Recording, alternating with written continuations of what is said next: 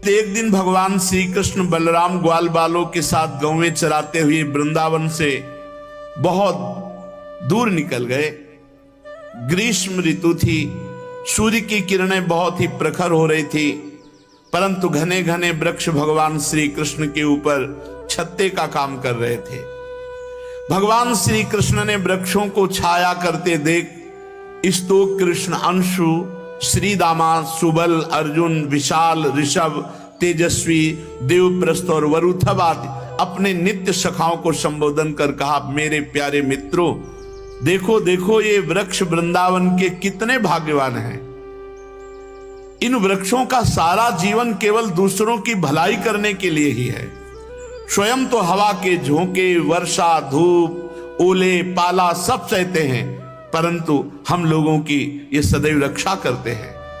मैं तो कहता हूं कि वृंदावन के इन वृक्षों का जीवन सबसे श्रेष्ठ है, क्योंकि इनके द्वारा सब प्राणियों को सहारा मिलता है, प्राणियों का जीवन निर्वाह होता है।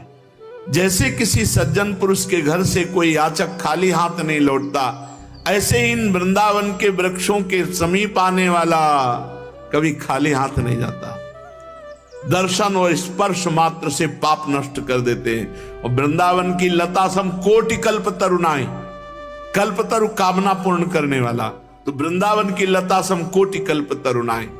मेरे प्यारे मित्रों, संसार में प्राणी तो बहुत हैं, परंतु उनके जीवन की सफलता इतने में है, जहां तक हो सके अपने तन से, अपने धन से, अपनी बुद्धि विचार से, वाणी से दूसरे प्राणियों का हित कर दिया जाए, भलाई कर दिया जाए। भगवान कह रहे हैं कि मेरी समझ में इससे बड़ा कोई लाभ नहीं है।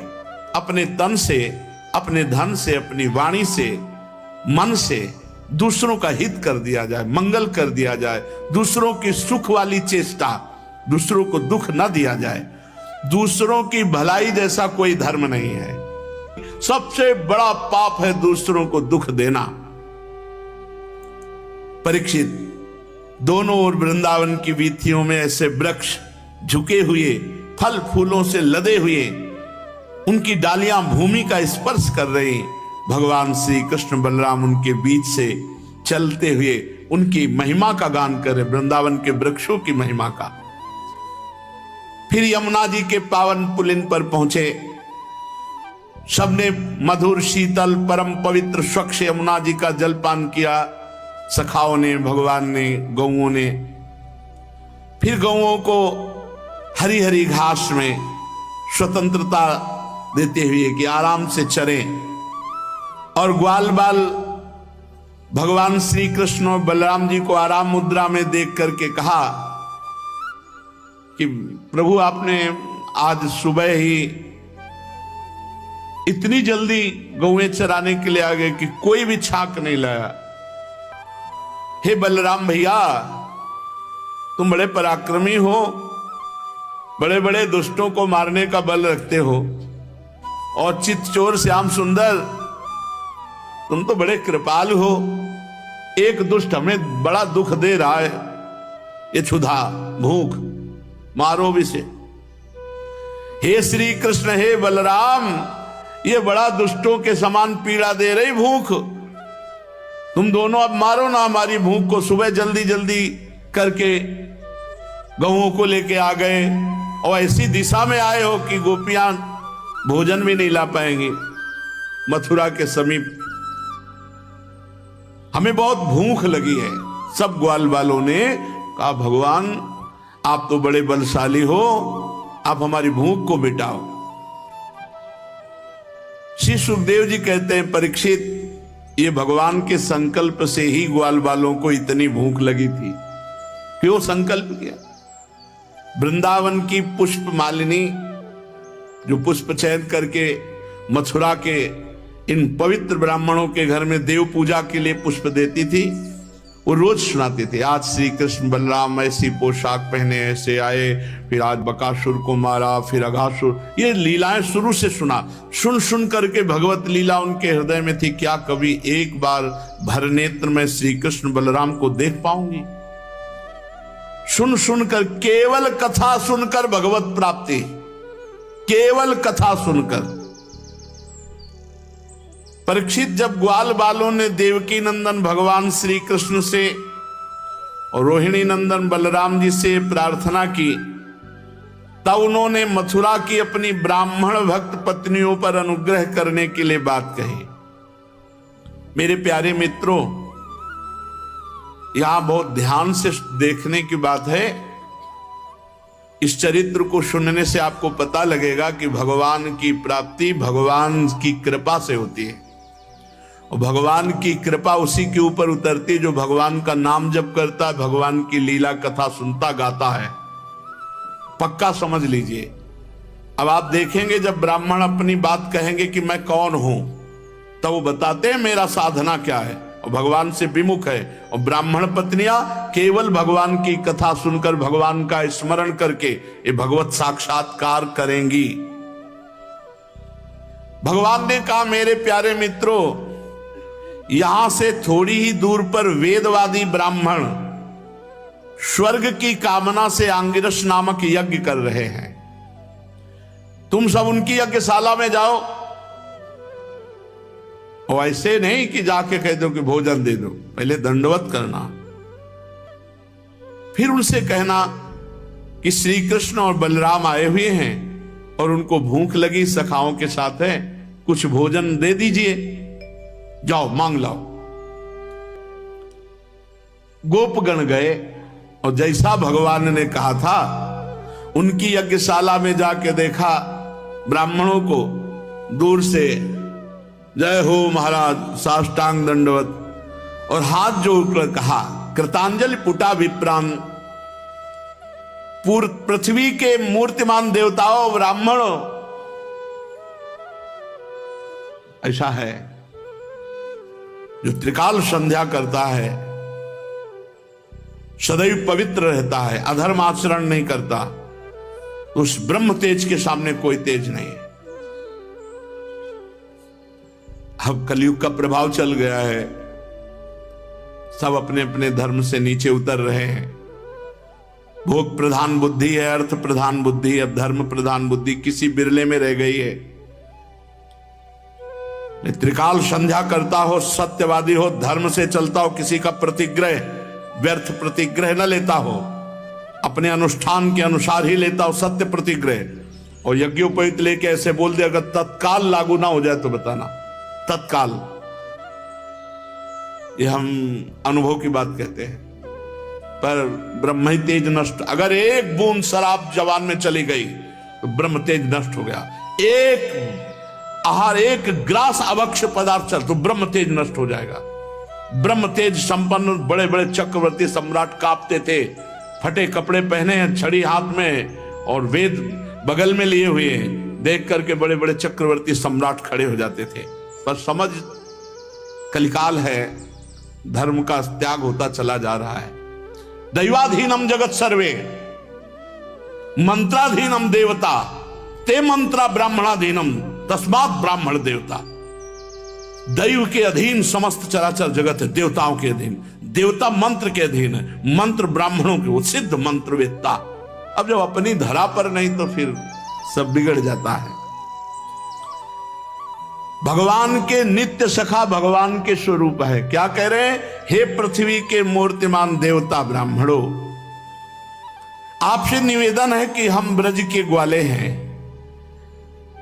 भगवान श्री कृष्ण और बलराम जी की आज्ञा से हम आपके पास आए हैं, आप हमारी बात सुन लीजिए। भगवान बलराम और श्री कृष्ण गौवें चराते हुए यहां थोड़ी ही दूर पर हैं, उनको भूख लगी है। यज्ञ भोक्ता भगवान स्वयं मंगा रहे हैं, लेकिन भगवान की भक्ति रहित होने के कारण इनका सब कुछ व्यर्थ है। वे चाहते हैं कि आप लोग थोड़ा सा भोजन दे दीजिए। ब्राह्मणों, आप धर्म का मर्म जानने वाले हैं। क्या धर्म है? अगर यज्ञ हो रही है और कोई मांगने आया तो खाली नहीं जाने देना चाहिए, ये यज्ञ का धर्म है। जैसे महाराज बलि की यज्ञ में भगवान वामन गए तो वहीं से यज्ञ रुक के पहले ही मांगने वाले की पूर्ति। जैसे जन्मेजय सर्वपृष्टि यज्ञ करें, आस्तिक मुनि गए तो उसी आहुति की तो बंद हो गई यज्ञ और देना पड़ा। यज्ञ में का धर्म का मर्म है कि अगर कोई भी भिक्षुक आता है तो पहले उसको संतुष्ट करो, तभी यज्ञ पूरी मानी जाएगी। तो यज्ञ के धर्म का मर्म जानने वाले, आप हमको कुछ भोजन दे दीजिए, हम भोजन मांगने आए। और कहा कि जिस यज्ञ में पशु बलि होती है उस यज्ञ में नहीं मांगा जाता भोजन, और श्रोत्रामणि यज्ञ में, क्योंकि उसमें या भक्ष पदार्थ तो वो नहीं, ये अलग क्षेत्र है। पर आप तो आंगिरस गोत्री और आप परम पावन यज्ञ कर रहे हैं, इसलिए पवित्र यज्ञ है, इसलिए भगवान श्री कृष्ण ने भोजन मांगा है। इन दो यज्ञों के सिवा किसी भी यज्ञ में पाया जा सकता है, श्रोत्रामणि यज्ञ और जिस यज्ञ में पशुओं की बलि दी जाती है, ऐसी यज्ञ उनको छोड़ करके और हाथ जोड़े खड़े रहे। उन्होंने देखा भी नहीं, क्योंकि उनकी दृष्टि अपने कर्म पर है, यज्ञ पर, इसके बल से स्वर्ग जाने की लालसा है। भगवान अन्न मांग रहे हैं, यज्ञ भोक्ता भगवान है, नहीं दिया, ध्यान ही नहीं दिया, बात ही नहीं की। क्योंकि सही पूछो तो तुच्छ फलों की चाह रखने वाले यज्ञ से स्वर्ग आदि की, ये ज्ञान की दृष्टि में अभी बालक हैं, ये सुखदेव जी कह रहे हैं।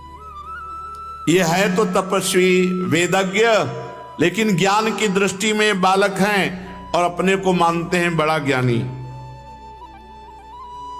अरे परीक्षित, देश काल अनेक प्रकार की सामग्रियां, भिन्न भिन्न कर्मों में विनियुक्त मंत्र, अनुष्ठान की पद्धति, ऋत्वज ब्रह्मादि यज्ञ कराने वाले, अग्नि देवता, यजमान, यज्ञ धर्म, इन सब का एक उद्देश्य होता है कि यज्ञ पूर्ति का मतलब है भगवान प्रसन्न हो जाएं।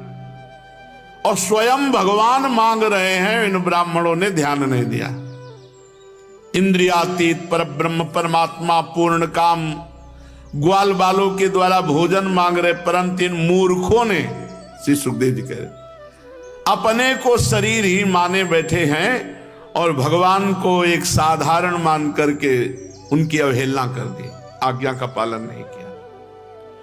जब ब्राह्मणों ने ना हा कहा ना ना, कुछ नहीं कहा, देखा भी नहीं, ध्यान ही नहीं दिया।